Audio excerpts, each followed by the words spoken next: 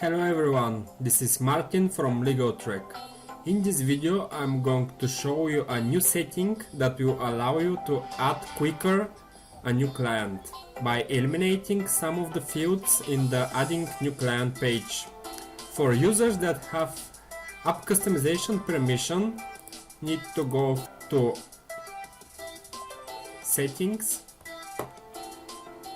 app customization, and in general there is a checkbox quick add new client. Save. And now when we go on adding new client page, we can see that some of the fields are removed. I will open a new page for comparison.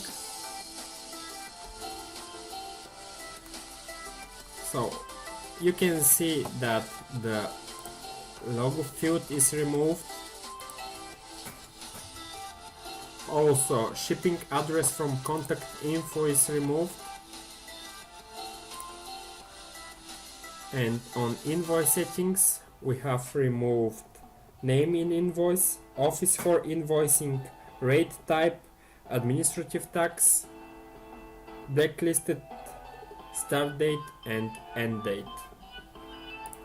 You can see that here they are missing.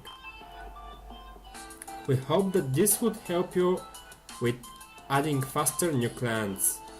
Thank you very much for watching.